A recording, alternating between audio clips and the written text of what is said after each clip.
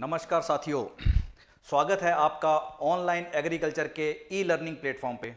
आज अपने बात करने जा रहे हैं एग्रीकल्चर एएफओ के डेडिकेटेड बैच के ऊपर, जिसके अंदर अपने रीजनिंग सब्जेक्ट के अंदर ब्लड रिलेशन के टॉपिक के बारे में डिस्कशन करेंगे। जो ब्लड रिलेशन का टॉपिक जो है बहुत इंपॉर्टेंट टॉपिक है और ब्लड रिलेशन का टॉपिक हर एग्जाम के अंदर हमें अक्सर देखने को मिलता है, चाहे वो कोई सा भी एग्जाम हो, बैंक, एसएससी, रेलवे, स्टेट के एग्जाम के अंदर हमें ब्लड रिलेशन के टॉपिक्स में से कुछ ना कुछ क्वेश्चन देखने को अक्सर मिलता ही मिलता है। तो आज अपने बिल्कुल बेसिक से बात करेंगे कि ब्लड रिलेशन है क्या। जैसे हिंदी में अपने कहते हैं कि ब्लड रिलेशन रक्त संबंध, खून का रिश्ता, ठीक है जी। तो यहां पर अपने बात करने जाएंगे, जैसा कि आप देख रहे हो स्क्रीन पर, आईबीपीएस एएफओ के अंदर प्रीलिम्स के अंदर हमें ये ब्लड रिलेशन का टॉपिक हमें 2 क्वेश्चन 3 क्वेश्चन जो भी है वो देखने को मिलते हैं। आज अपने बिल्कुल बेसिक से बात करते हैं कि क्या है ब्लड रिलेशन। तो ब्लड रिलेशन के बारे में अपने बात करें, जैसा कि एक छोटी सी हमने पिक्चर शो की हुई है कि ब्लड रिलेशन के अंदर एक फैमिली के कुछ मेंबर आपस में कनेक्टेड हैं, जो किसी ना किसी तरीके से कुछ ना कुछ रिलेशन रखते हैं।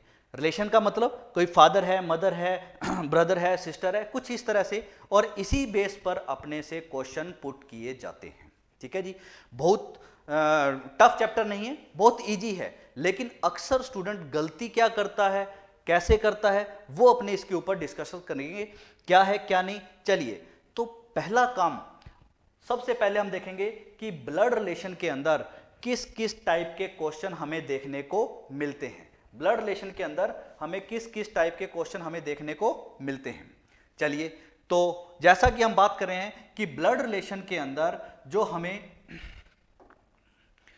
2 से 3 क्वेश्चन हर एग्जाम के अंदर देखने को मिलते हैं। 2 से 3 क्वेश्चन हमें हर एग्जाम के अंदर देखने को मिलेंगे भी। तो आज जैसे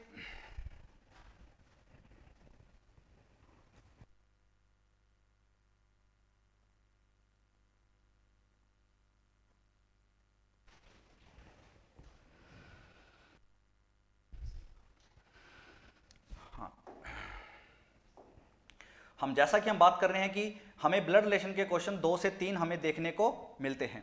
तो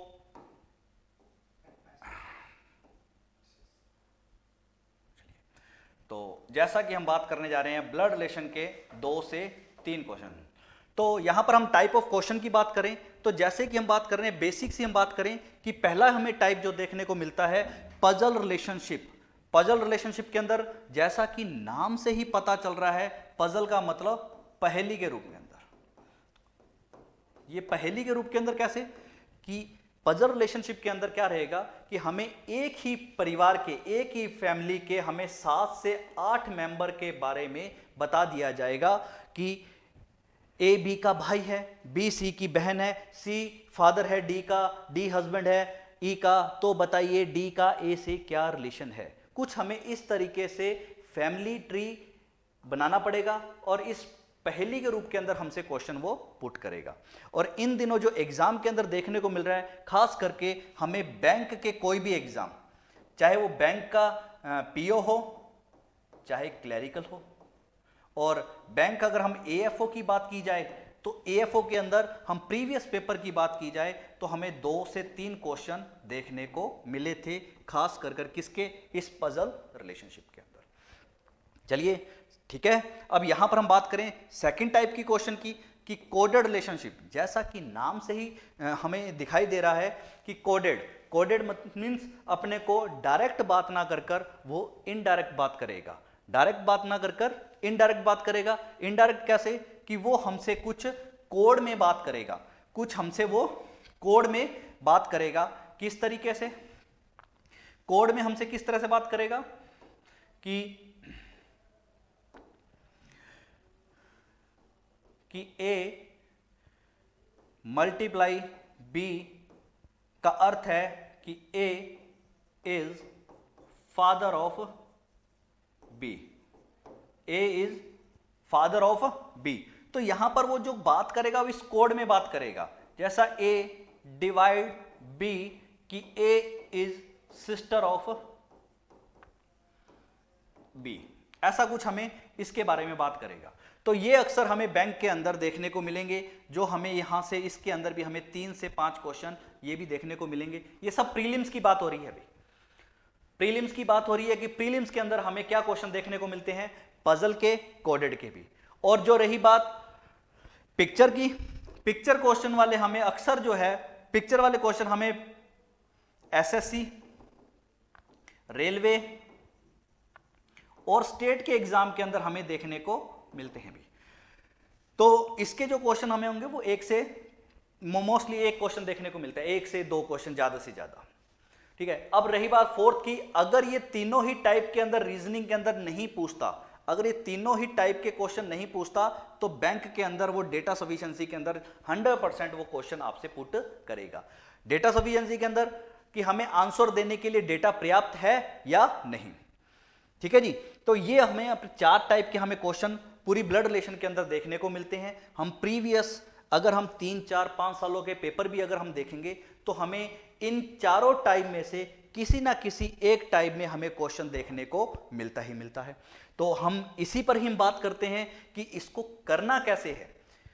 गॉट इट। तो यहां पर हम क्या है कि इसको करना कैसे है, कैसे करना है, बेसिक से बात करेंगे, क्योंकि ये चैप्टर अमूमन हर किसी ने पढ़ा होता है, लेकिन जो स्टार्टिंग के स्टूडेंट है, जो स्टार्ट कर रहे हैं अभी एग्जाम की तैयारी के लिए, उनके लिए भी बहुत बेनिफिट रहेगा, और जो तैयारी कर रहे हैं या जिन्होंने पढ़ा हुआ है उनकी प्रैक्टिस हो जाएगी थोड़ी सी।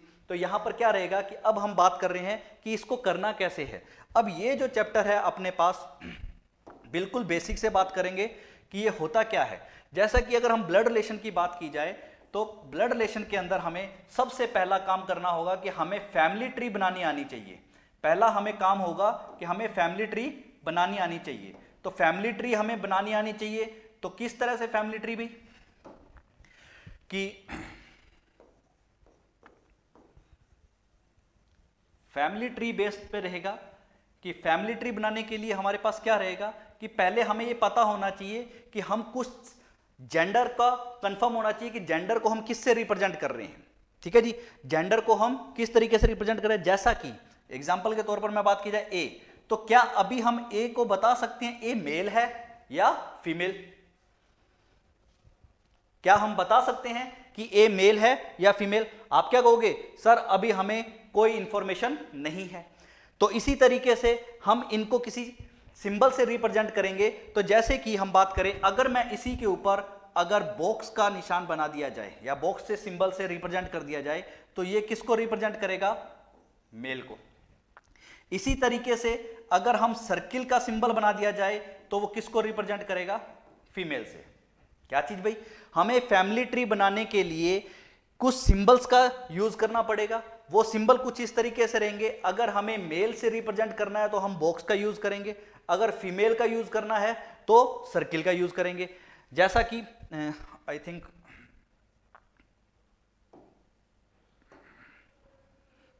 हाँ, ये आ गया अपने पास। तो इसके अंदर हम और अच्छे से समझ सकते हैं। इसके अंदर तो देखिए भी, जैसा कि अभी हम बात कर रहे थे कि किससे रिप्रेजेंट करना है। अगर हमें मेल को रिप्रेजेंट करना है तो हम बॉक्स का यूज करेंगे, अगर हमें फीमेल का यूज करना है तो हम सर्किल का यूज करेंगे। अगर उनके बीच में अगर हमें ब्रदर सिस्टर का रिलेशन दिखाना है, अगर हमें उनके बीच में ब्रदर सिस्टर का रिलेशन दिखाना है तो दोनों को हम सिंगल लाइन से डिनोट करेंगे, दोनों को सिंगल लाइन से डिनोट करेंगे। क्या चीज भाई, अगर हमें मेल से रिप्रेजेंट करना है तो हम उसे बॉक्स में यूज करेंगे, फीमेल को सर्किल में, अगर ब्रदर सिस्टर का रिलेशन दिखाना है तो सिंगल लाइन से डिनोट करेंगे। यहां पर क्या रहेगा, कुछ इस तरीके से देखिए, अगर मैं कुछ इस तरीके से बात करूं, ए सिंगल लाइन बी। अब इस केस में क्या रहेगा कि ए तो है हर केस में यानी कि ए जो है इस केस में क्या रहेगा, इसका ब्रदर रहेगा। लेकिन बी के बारे में हमें जेंडर डिफाइन नहीं है। बी ए की ब्रदर भी हो सकता है और सिस्टर भी हो सकता है। लेकिन अगर इसके ऊपर अगर हम सर्किल बना दिया जाए तो फिर इसका रिलेशन क्या होगा? सिस्टर का भी। क्या चीज भाई, अगर ब्रदर सिस्टर दिखाना है तो हमें सिंगल लाइन से डिनोट करना है।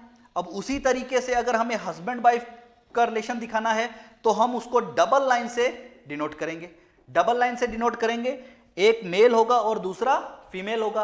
अब कैसे भी अपने पास एक मेल होगा और एक फीमेल होगा।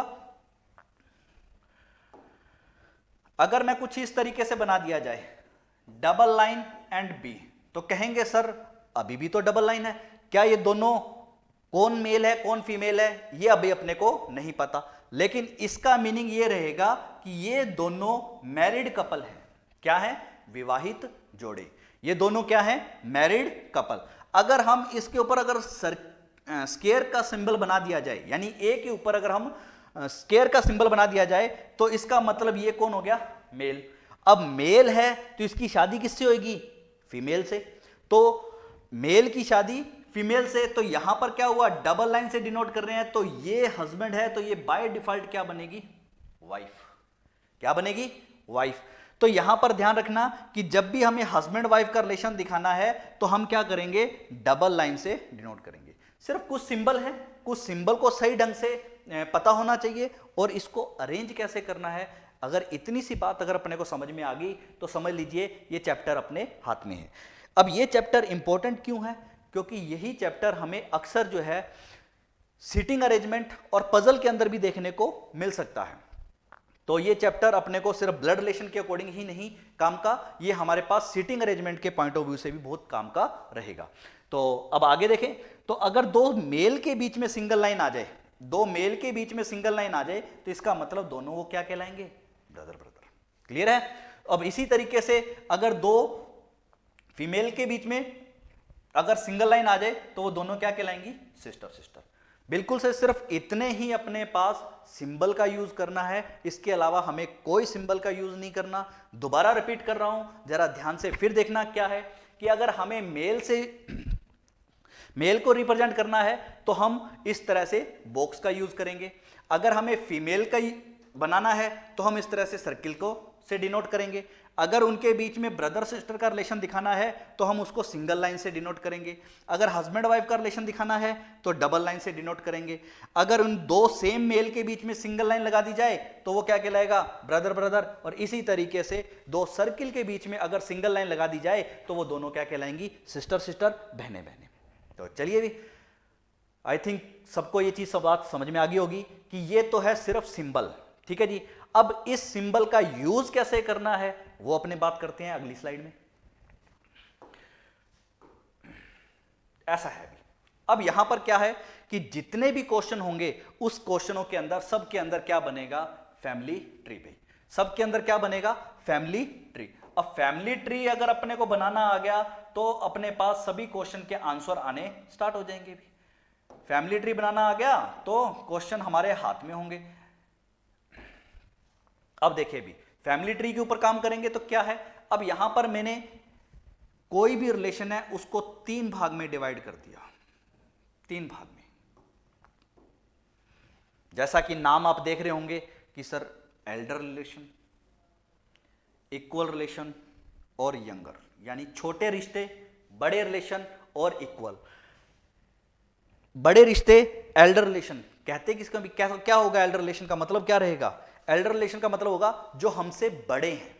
बड़े का मतलब या बड़ा भाई छोटा भाई या बड़ी बहन बड़ा भाभी, ऐसा कुछ नहीं रहेगा। इस केस में हमें देखने को मिलेगा एल्डर रिलेशन का मतलब यह रहेगा कि जो हमसे पहले वाली जनरेशन है, हमसे जो पहले वाली पीढ़ी है। हमसे पहले वाली पीढ़ी कौन सी होगी? कौन सी होगी हमसे पहले वाली पीढ़ी? हमसे पहले वाली पीढ़ी होगी sir mother, father, uncle, aunt और इसके साथ साथ mother in law and father in law. अब इनसे भी बड़ी रिलेशन बनानी है, यानी कि ग्रैंडफादर, ग्रैंड मदर, तो वो इनसे भी ऊपर बन जाएगा। लेकिन अभी फिलहाल हम इसको समझने के लिए करते हैं कि एल्डर रिलेशन यानी हमसे जो पहले वाली जनरेशन है वो क्या रहेगी? Mother, father, uncle, aunt, mother in law और फादर इन लॉ। कि इसके लिए छोटा सा एग्जाम्पल के थ्रू में समझते हैं इसको। कैसे? जैसे कि A is father of B. क्या चीज भी? ए इज फादर ऑफ बी। अब यहां पर देखिए, तो सबसे पहले तो हमें ये पता होना चाहिए कि इस रिलेशन में कौन बड़ा है और कौन छोटा है, कौन बड़ा है और कौन छोटा है, और किसका जेंडर कंफर्म है। तो जैसा कि अपने को इस स्टेटमेंट से पता लग रहा है कि A is father of B, तो इसका मतलब ए पिता है बी का। अगर ए फादर है तो इसका मतलब इनका जेंडर कंफर्म है। फादर है तो क्या हुआ, मेल। अब यहां पर फादर मेल है तो उसके बाद फादर रिलेशन में बड़ा होता है या छोटा होता है, कहेंगे सर बड़ा होता है।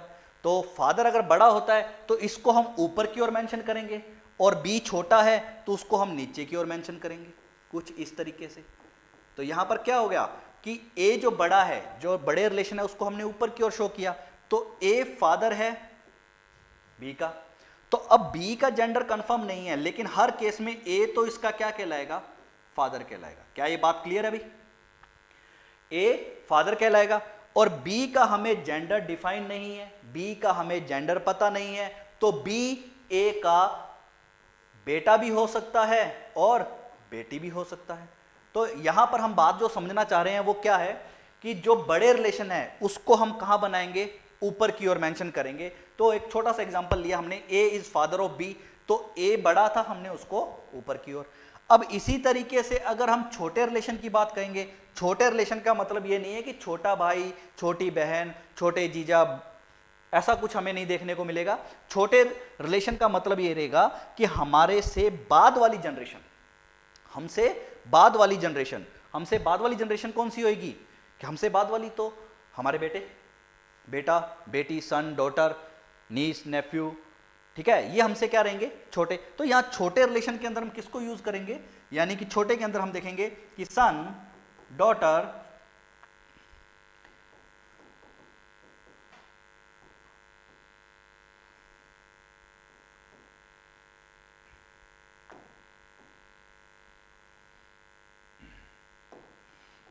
छोटे रिलेशन में क्या रहेंगे अपने पास कि भाई सन, डॉटर, नीस, नेफ्यू, और अपने से छोटे कौन होंगे। अब इसी के साथ साथ जो छोटे होंगे जिसको अपने क्या बोलते हैं, son in law and daughter in law, ये भी तो हमसे छोटे होंगे। सन इन लॉ और डॉटर इन लॉ मतलब पुत्र वधू एंड दामाद, सन इन लॉ और डॉटर इन लॉ, ये भी तो हमसे क्या होंगे, छोटे होंगे। तो ये यहां पर हम इसको छोटे की ओर मेंशन करेंगे। छोटे की ओर मेंशन करेंगे तो छोटे का हम एग्जांपल के रूप में अगर हम बात की जाए तो छोटे के अंदर कैसे रहेंगे, जैसा कि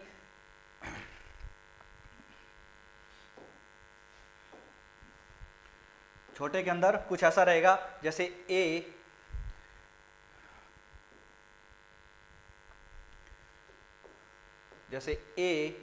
इज सन ऑफ बी। क्या मतलब हुआ अभी इसका, इसका मतलब हुआ कि ए बेटा है बी का। तो ए बेटा है बी का, तो ए रिलेशन में क्या हुआ, छोटा हुआ, बेटा छोटा ही होता है, ठीक है जी। तो ए सन है बी का, यानी ए इज सन ऑफ बी, तो ए बेटा है बी का। तो अब ए को हम कहां बनाएंगे, नीचे की ओर। अगर सन है तो जेंडर क्या आएगा, मेल का। तो अब बी जो है, बी बनेगा ऊपर की ओर। अब इससे क्या होगा, इससे क्या होगा कि सर हर केस में ए तो जो है वो बी का क्या बनेगा, सन, लेकिन बी का जेंडर डिफाइन नहीं है, तो बी जो है वो ए का क्या होगा, या तो फादर होगा या मदर होगी, लेकिन कंफर्म हम नहीं बता सकते। तो क्या बात रही कि जो छोटे होंगे हम उसको नीचे की ओर, और जो बड़े होंगे हम उसको ऊपर की ओर रखेंगे, और जो इक्वल होंगे, इक्वल का मतलब ये रहेगा कि इक्वल के अंदर जो हम एज है, जो हमारी जनरेशन में पैदा हुए हैं, जो हमारे इक्वल एज के अंदर जो हैं, तो हमारे इक्वल एज के अंदर हम किसको रखते हैं, मोस्टली हम क्या रखते हैं, ब्रदर, सिस्टर और brother in law, brother in law, और इसी के साथ सिस्टर इन लॉ और कजन। ये हमसे क्या होंगे, छोटे होंगे। क्या चीज भाई, जो बड़े होंगे उसको ऊपर की ओर मेंशन करेंगे, जो छोटे होंगे उसको नीचे की ओर, जो इक्वल होंगे उसको एक स्ट्रेट लाइन में। अब यहां पर स्ट्रेट लाइन का मतलब क्या रहेगा कि भाई सर स्ट्रेट लाइन में बनाएंगे कैसे। अब यहां तक तो हमने बात की थी कि ए फादर है बी का, तो हमने उसको ऊपर बना लिया, और ए बेटा है तो उसको हमने नीचे बना लिया। अब ए इक्वल के अंदर बनाना है तो अब अपने पास क्या होगा, A is brother of B, A is brother of B. तो यहां पर क्या हो गया, अब ब्रदर जो है वो हमारी हम एज होगा। अब ए ब्रदर है तो ए का जेंडर डिफाइन है, तो ए मेल है, तो हम उसको एक स्ट्रेट लाइन में बनाएंगे कुछ इस तरीके से। भाई ए भाई है बी का, तो यहां पर ए का जेंडर कंफर्म है, ए भाई है बी का, और बी का जेंडर पता नहीं, तो बी ए की ब्रदर भी हो सकता है और बी ए की सिस्टर भी हो सकता है। अब कोई भी रिश्ता होगा वो इन तीन जगह पर कहीं ना कहीं अरेंज होगा, या तो वो रिलेशन बड़े में होगा, या वो रिलेशन छोटे में होगा, या वो रिलेशन बराबर में होगा। जो भी रिलेशन होगा हम उसी तरीके से उसको अरेंज कर देंगे और हम इसको क्वेश्चन पर काम करना स्टार्ट कर देंगे। अब यहां पर क्या रहेगा कि चलिए थोड़ा सा हम पहले वापस रिवाइज कर लें इसको, कि जैसा कि हमने बात किया कि सर्किल फीमेल, स्क्वायर मेल, अगर हस्बैंड वाइफ का रिलेशन दिखाना है तो डबल लाइन, ब्रदर सिस्टर का रिलेशन दिखाना है सिंगल लाइन, दो सेम जेंडर के बीच में दिखाएंगे रिलेशन, अगर मेल के बीच में दिखा रहे हैं तो ब्रदर ब्रदर, और फीमेल के बीच में तो सिस्टर सिस्टर। अब इसी तरीके से इसी बेस पर एक छोटा सा क्वेश्चन हम बात करें।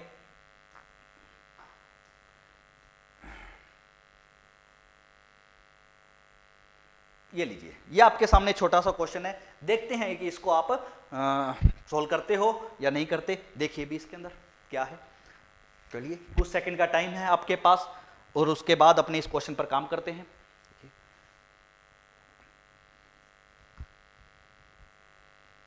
चलिए तो अपने पूरी क्लास के साथ ही बात करते हैं। जैसे कि उसने दिया है ए इज ब्रदर ऑफ बी, तो क्या दिया है भी, ए बी का भाई है, तो ए बी का भाई है। अब देखिए ए इज ब्रदर ऑफ बी, तो अब यहां पर पहले तो ये देखिए कि ब्रदर जो है वो हमसे बड़े रिलेशन में है या छोटे में है या इक्वल में है।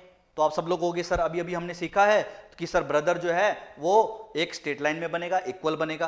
तो यहां पर हम इसको, इस फैमिली ट्री को इस तरह से बनाते हैं कि ए भाई है किसका, भैया बी का। ठीक है जी। फिर अगली स्टेटमेंट हमें क्या दे रहा है, बी इज फादर ऑफ सी। अरे भाई बी इज फादर ऑफ सी, किसका फादर है, बी, सी का। तो अब बी फादर है सी का, तो इसका मतलब बी रिलेशन में क्या हुआ, बड़ा हुआ, और सी क्या हुआ, छोटा। तो बी ऊपर बनेगा, सी नीचे बनेगा। तो अब यहां पर बी फादर है तो सर मेल बनेगा, और सी को हमने यहां नीचे अरेंज कर दिया। फिर उसके बाद C is sister of D, C is sister of D. अब कौन सिस्टर है, सर सी सिस्टर है। अब तो सिस्टर है तो सिस्टर बड़ी है या छोटी है या इक्वल जनरेशन में है, तो आप कहोगे सर ये तो इक्वल जनरेशन में है, तो इसको हम क्या बनाएंगे, एक स्ट्रेट लाइन में। अब सी क्या है, सिस्टर है, किसकी सिस्टर है, सब डी की। बात सही है भी डी की। अब अगली स्टेटमेंट क्या है, डी इज हस्बैंड ऑफ ई। तो अभी हमने सीखा था कि हस्बैंड वाइफ के लिए हमने क्या सिंबल यूज करना है, सर हस्बैंड वाइफ के लिए डबल लाइन से डिनोट करना है। तो डबल लाइन से डिनोट करेंगे तो डी क्या है, हस्बैंड है, किसका हस्बैंड है, सर ई का। अगर डी हस्बैंड है ई का तो फिर ई ऑटोमेटिकली क्या होगी, इसकी वाइफ होगी। फिर उसके बाद क्या बोल रहा है, अगली statement note the, and D is son of F. तो डी जो है एफ का बेटा है। अब डी एफ का बेटा है तो अब डी रिलेशन में क्या हुआ, छोटा आ गया। तो अब यहां पर क्या बन जाएगा, एफ इस तरह बन जाएगा भैया। ठीक है जी, ये लीजिए, ये बन गया हमारे पास एक फैमिली ट्री। तो क्या आप मेरे को बता सकते हो कि इसमें एफ का जेंडर कंफर्म है या नहीं। हाँ जी, कुछ स्टूडेंट कहेंगे सर एफ का जेंडर कंफर्म नहीं है, क्यों, क्योंकि इसके ऊपर आपने सर किसी भी तरीके का सिंबल यूज नहीं किया। और आप में से कुछ स्टूडेंट कहेंगे सर इसका जेंडर बाय डिफॉल्ट कंफर्म हो चुका है, वो किस तरीके से, चलिए तो हमसे पूछा क्या गया है, F, how is F related to B, यानी कि एफ का बी से क्या रिलेशन है। तो हम इसको क्वेश्चन को एक बार बाद में करते हैं, हम बात करते हैं कि ये पूछना क्या चाह रहा है, या ये कहें कि इस केस के अंदर एफ का जेंडर डिफाइन हुआ है या नहीं हुआ। कैसे भी, अब यहां पर एफ का जेंडर जो डिफाइन हुआ है या नहीं हुआ वो देखिए भी। अब देखिए, अब यहां पर बी के कितने बच्चे हैं, अगर हम प्रैक्टिकली देखा जाए तो बी के कितने बच्चे हैं, बी के सर 2 बच्चे हैं, कौन, सी एंड डी। इसी तरीके से एफ भी बोल रहा है कि सर सी और डी मेरे भी बच्चे हैं। अब 2 शख्स बोल रहे हैं कि सर ये दोनों बच्चे हमारे हुए, फिर इसका मतलब अगर ये मेल है तो ये फीमेल है, ये इनका अगर फादर है, इन दोनों बच्चों का फादर है, तो ये बाय डिफॉल्ट इनकी मदर बनेगी। मदर बनेगी तो इसके साथ इसकी क्या हुई होगी, शादी हुई होगी। तो अब अपने पास क्या हो जाएगा, ये एक फैमिली ट्री कंप्लीट बन गया। अब अपने से इसमें से कुछ भी क्वेश्चन पुट करे, एक क्वेश्चन पुट करे, दो क्वेश्चन पुट करे, तीन क्वेश्चन पुट करे, तो हम आंसर दे सकते हैं। तो फैमिली ट्री हमारे पास देखिए, अगर हम देखा जाए तो 3 से 3 6 मेंबर हमने जोड़ दिए। तो स्टार्टिंग में ही हमने कहा था कि पजल रिलेशनशिप के अंदर हमें क्या देखने को मिलेगा, 5 से 6 मेंबर्स को आपस में जोड़ दिया जाएगा। तो कुछ इस तरीके से हमारे पास रिलेशन बन गया। अब अपने से पूछा क्या गया है, पूछा गया है कि how is F related to B, यानी एफ का बी से क्या रिलेशन है। अब यहां पर जो गलती होती है, ये गलती होती है कि हमसे पूछा क्या गया है, क्या चीज, कि हमसे पूछा क्या गया है, किसका रिलेशन किसके साथ पूछा गया है और बताना क्या है। अब स्टूडेंट अक्सर क्या होता है, फैमिली ट्री बहुत अच्छे से बना लेता है, नो डाउट, कोई इशू नहीं, लेकिन जल्दबाजी में आंसर देने में गलती कर देता है। क्या, कि हमसे पूछा गया है कि एफ का रिलेशन बी से क्या है, और स्टूडेंट आंसर क्या देता है, बी का एफ से। और एग्जामिनर इतना स्मार्ट होता है कि बी का एफ से जो रिलेशन होगा वो फर्स्ट ऑप्शन पर रखने की कोशिश करता है, फर्स्ट ऑप्शन पर रखने की कोशिश करता है, जिससे क्या होगा, स्टूडेंट उस फर्स्ट ऑप्शन को लगाने की कोशिश करेगा। चलिए हम उससे आगे चलते हैं कि एफ का बी से क्या रिलेशन है, तो एफ बी की क्या लगेगी, वाइफ लगेगी। ये अपने पास उन्हीं तरह से जो भी हमने सीखा है उसी बेस पर क्वेश्चन आए, यानी कि कुछ रिलेशन इसमें बड़े थे, कुछ रिलेशन छोटे थे, कुछ रिलेशन इक्वल थे, और इसी पर ही हमने इन्हीं दो चीजों का यूज किया, सर्किल और स्क्वायर। और इन्हीं के बीच में अगर सिंगल लाइन थी तो ब्रदर सिस्टर, अगर डबल लाइन थी तो हस्बैंड वाइफ। इतना सही बेस है। अब इसी बेस को हम आगे बढ़ाते जाएंगे और धीरे धीरे हम क्वेश्चनों को करते जाएंगे। और आपको एक बात बता दी जाए कि रीजनिंग के अंदर हर चैप्टर के जो कॉन्सेप्ट है वो 10 से 15 मिनट के होते हैं, लेकिन सारा खेल प्रैक्टिस है। जो जितनी प्रैक्टिस करेगा रीजनिंग के अंदर उतना स्कोर करेगा, और उसी तरीके से क्या होगा, स्पीड भी बननी स्टार्ट हो जाएगी। ऐसा नहीं कि 2 4 5 क्वेश्चन कर लिए तो हमें चैप्टर आ गया, नहीं, ऐसा नहीं होगा भाई। कम से कम एक चैप्टर के 200 से 300 क्वेश्चन आपको अपने हाथ से निकालने पड़ेंगे, जिससे कि आपका क्या रहेगा कि स्पीड बन जाएगी, कॉन्सेप्ट क्लियर हो जाएगा। हर तरह के प्रीवियस क्वेश्चनों को कर लोगे तो अपने वहां पर स्पीड और एक्यूरेसी दोनों मेंटेन होनी स्टार्ट हो जाएगी। चलिए नेक्स्ट क्वेश्चन पर, नेक्स्ट बात करते हैं इस पर। हाँ भाई, ये एक अपने पास किसी का फैमिली ट्री है, ठीक है जी, किसी का फैमिली ट्री बनाया हमने छोटा सा, जिसके अंदर कुछ जेंडर कंफर्म है और कुछ जेंडर कंफर्म नहीं है, या ये कहें कि कुछ जेंडर बाय डिफॉल्ट कंफर्म है। कुछ जेंडर कंफर्म है, कुछ बाय डिफॉल्ट कंफर्म है। कुछ इस तरीके से देखिए भी, ये फैमिली मेंबर है। अगर अपने इसको देखा जाए तो अपने पास कितने मेंबर हो गए, 3 6 7 10 13 15 और 3 18 18 अपने पास मेंबर देखने को मिल गए। अब एक ही फैमिली के ये 18 मेंबर आपस में जुड़े हुए हैं, तो इससे ही मिलते जुलते या इसी से ही हमने क्या हुए, क्वेश्चन पुट किए हैं। तो हम कोशिश करेंगे आज के सेशन के अंदर इन 10 क्वेश्चन के ऊपर काम करेंगे, और कल हम इसके ऊपर और क्वेश्चन लेके आएंगे और इसके ऊपर बात करेंगे, ठीक है जी। तो चलिए हम यहां से पहले से स्टार्ट करते हैं। तो पहले बात तो अपने पास ये एक फैमिली ट्री है। अब इस फैमिली ट्री को पहले अपने को अच्छे से समझना चाहिए कि किसका रिलेशन हमें डायरेक्ट रूप से दिया गया है और किसका रिलेशन हमें इनडायरेक्ट रूप से दिया गया है। तो यहां पर देखेंगे, चलिए, तो यहां पर देखिए पहला क्वेश्चन पे हम बात करें, how is D related to F, यानी डी का एफ से क्या रिलेशन है, यानी डी का एफ से क्या रिलेशन है। अब इस फैमिली ट्री के अंदर देखेंगे डी कहां पर है और एफ कहां पर है। तो डी तो ये रहा और एफ ये रहा, क्या बात क्लियर है, दिख रहा है अभी। अब डी ये रहा और एफ ये रहा, तो जरा ये बताइए डी और एफ एक स्ट्रेट लाइन में है या ऊपर नीचे है। तो आप कहोगे कि सर ये तो एक स्ट्रेट लाइन में काम कर रहे हैं। एक स्ट्रेट लाइन में है तो स्ट्रेट लाइन में जो रिलेशन होंगे वो इक्वल वाले होंगे। स्ट्रेट लाइन में जो होंगे वो रिलेशन क्या होंगे, इक्वल वाले। अब इक्वल वाले रिलेशन कौन से होते हैं sir, brother sister, husband wife, और क्या होगा, ब्रदर इन लॉ और सिस्टर इन लॉ, ठीक है जी। तो अब अपने पास क्या होगा, इक्वल वाले रिश्ते के अंदर हम किसको यूज करेंगे कि husband wife, brother sister, brother in law और सिस्टर इन लॉ और कजन। अब यहां पर देखिए हमसे पूछा गया है कि डी का एफ से क्या रिलेशन है, तो अब डी का एफ से रिलेशन बताने के लिए हम क्या करेंगे, तो पहले देखेंगे कि सर यहां पर डबल लाइन है, डबल लाइन का मतलब ये दोनों क्या रहेंगे, मैरिड कपल। ठीक है जी। अब अगर ये मेल है तो ये क्या बनेगा, फीमेल, और फीमेल है फिर उसके बाद एफ का इसके साथ क्या रिलेशन है, यानी ई एफ की क्या लगेगी, सिस्टर, एफ ई का क्या लगेगा, ब्रदर। तो लेकिन हमसे पूछा क्या गया है कि डी का रिलेशन एफ से क्या है, डी का रिलेशन एफ से क्या है। अब देखिए डी कौन है एफ की, यानी एफ कहेगा, क्या कहेगा एफ ये कहेगा सर डी जो है ना मेरे सिस्टर का हस्बैंड है, डी जो है मेरी सिस्टर का हस्बैंड। तो अब भैया सिंपल सी बात है, और सिस्टर का हस्बैंड है तो ये क्या कहलाएगा, ब्रदर इन लॉ, या जिसको हम क्या बोलें, जीजा। तो क्या होगा, डी का एफ से जो रिलेशन निकल कर आएगा वो क्या निकल कर आएगा, जीजा का, या जिसको हम क्या बोलें, ब्रदर इन लॉ भैया। क्या बात क्लियर है ये।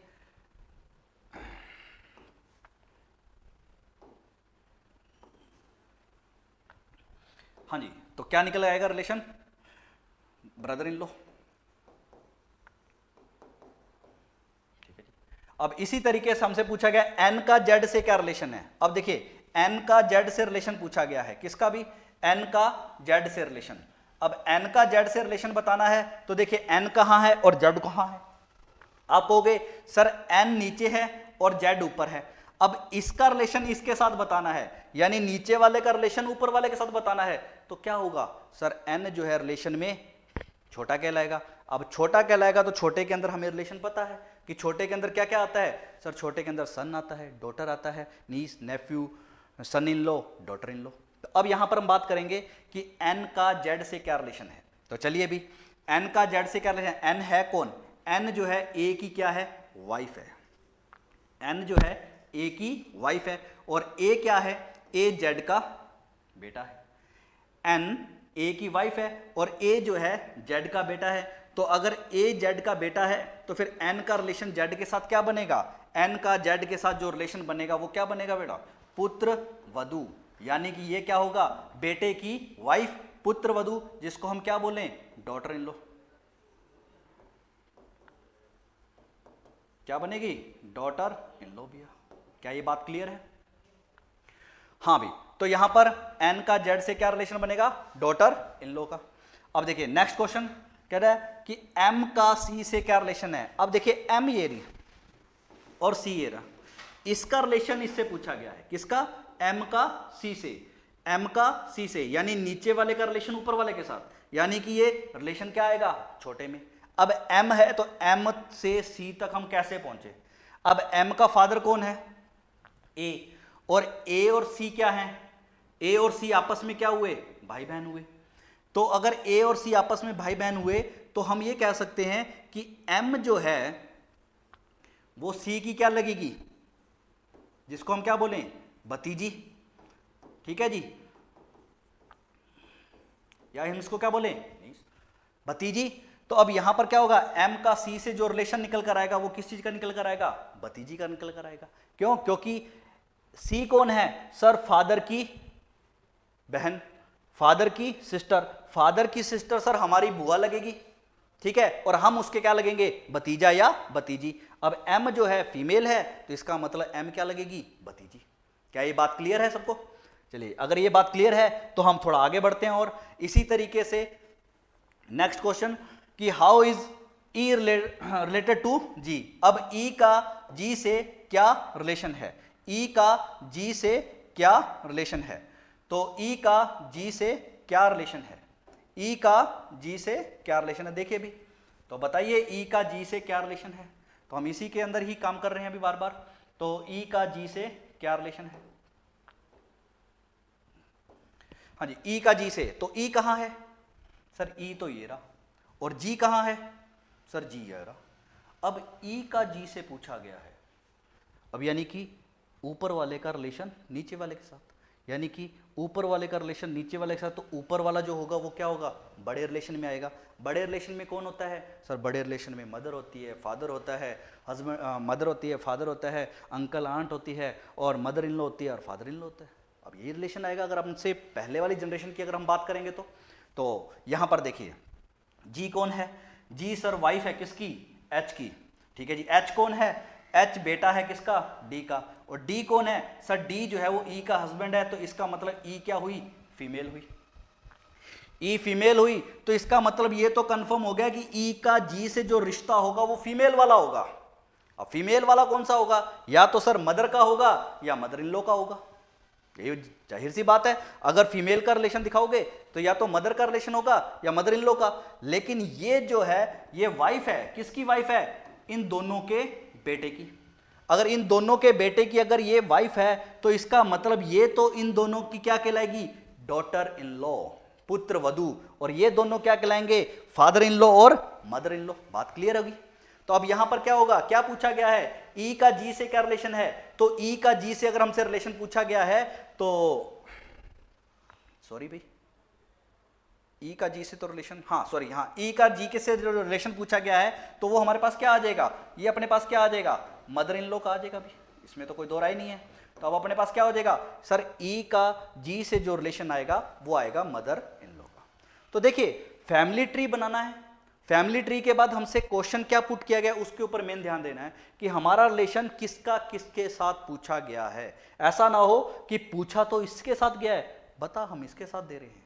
तो एग्जामिनर क्या करेगा, दोनों ही तरह के ऑप्शन साथ में रखेगा, एक तो सही और एक गलत। तो ऐसा ना हो कि जल्दबाजी के अंदर हम गलत पर टिक करके आ जाए। चलिए तो नेक्स्ट क्वेश्चन पे हम बात करें। तो नेक्स्ट क्वेश्चन हमसे क्या पूछा गया है, नेक्स्ट क्वेश्चन हमसे जो पूछा गया है वो क्या है, तो देखिए भी नेक्स्ट क्वेश्चन जो हमसे पूछा गया है सॉरी, जे का एल से क्या रिलेशन है, जे का एल से क्या रिलेशन है, जे का एल से क्या रिलेशन है। अब देखो जे कहां है और एल कहां है। अब देखिए जे तो ये रहा और एल ये रहा। अब जे का एल से क्या रिलेशन है। अब देखिए पहली बात तो जे का एल से पूछा गया है तो पहली बात तो हमारे पास जे का जेंडर ही डिफाइन नहीं है। जे का एल से रिलेशन पूछा गया है तो हमारे पास जे का जेंडर ही डिफाइन नहीं है, तो इसका आंसर तो वैसे क्या होगा, हम प्रॉपर तरीके से नहीं बता सकते, कैन नॉट बी डिटरमाइंड। अगर फिर भी अगर इसका आंसर आइदर केस में बताना पड़े तो आइदर केस में अगर हमसे इसका आंसर बताना पड़े तो इसका आंसर क्या रहेगा। अब इसी केस के अंदर हम ध्यान दें कि के और एल दोनों हस्बैंड वाइफ है, क्यों, क्योंकि हमारे पास क्या है, डबल लाइन है। डबल लाइन किसको डिनोट करती है, हस्बैंड वाइफ को। अगर ये वाइफ है तो ये अपने पास क्या कहलाएगा, हस्बैंड। तो हस्बैंड कहलाएगा तो हस्बैंड क्या बोलेगा कि भैया मेरी वाइफ का या तो ये ब्रदर है या ये सिस्टर है। तो अगर मेरी वाइफ के ब्रदर है या सिस्टर है तो सिंपल सी बात है कि अगर जे का अगर हमें इससे रिलेशन बताना होगा या तो ये क्या लगेगा, या तो ब्रदर इन लॉ लगेगा या फिर क्या लगेगी, सिस्टर इन लॉ लगेगी। अब ध्यान देने वाली बात यह है कि अगर अपने पास आइदर केस देता है और एक ये ऑप्शन देता है अपने पास सी एंड डी, तो अगर आइदर केस देता है, सपोज करो कि एक ऑप्शन ये दे दिया और एक ऑप्शन ये दे दिया, तो हमें इस आइदर वाले को टिक करना होगा। अगर ये आइदर वाला ऑप्शन नहीं दिया तो फिर हमें कैन नॉट बी डिटरमाइंड पर हमें आंसर देना पड़ेगा। तो ध्यान देना कि वहां पर ऑप्शन चेक कर लेना कि हमसे ऑप्शन में कहीं आइदर दिया है तो हम आइदर को लगाएंगे, नहीं तो हम सी एंड डी को। क्या ये बात क्लियर है अभी। ये एक फैमिली ट्री पे बात हो रही है, उस फैमिली ट्री पर हम जो आंसर देना है, किस तरीके से आंसर देना है वो हम काम कर रहे हैं। इसी तरीके से हम इसके ऊपर और भी बहुत से क्वेश्चन लेके आएंगे जिसके अंदर अपने पास प्रीवियस पेपरों के अंदर भी क्वेश्चन आए होंगे, तो हम उसके ऊपर काम करते रहेंगे। ये जस्ट सिर्फ फैमिली ट्री बताने के लिए कि किसका आंसर किसके साथ हमें देना है। जैसा इसी तरीके से नेक्स्ट क्वेश्चन की अगर हम बात की जाए तो एम का जेड से क्या रिलेशन है। तो देखिए भी सब लोग इस फैमिली ट्री के अंदर एम का जेड से क्या रिलेशन है, एम का जेड से क्या रिलेशन है, एम का जेड से क्या रिलेशन है। तो एम कहां है और जेड कहां है, ढूंढिए भी। एम तो ये रहा, जेड ये रहा, तो यानी कि आपसे एक जनरेशन ऊपर और एक जनरेशन और ऊपर। तो यहां पर क्या हो गया, लेकिन हमसे पूछा किसके बारे में गया है, एम के बारे में पूछा गया है कि एम का जेड से क्या रिलेशन है। तो जाहिर सी बात है कि एम का रिलेशन जेड से पूछा गया और बीच में एक जनरेशन और आ चुकी है, तो इसका मतलब ये हमारा क्या होगा, ग्रैंडफादर ग्रैंडमदर के आसपास होगा। तो ये रिलेशन तो हमारा क्या हुआ, ग्रैंडमदर, और हम इसके क्या हुए, ग्रैंड डॉटर। तो m का z से अगर रिलेशन जो होगा वो क्या होएगा, ग्रैंड डॉटर का होगा। क्यों? क्योंकि हमारे पास क्या आ गई, ये 3 जनरेशन आ गई, फर्स्ट सेकंड और ये थर्ड।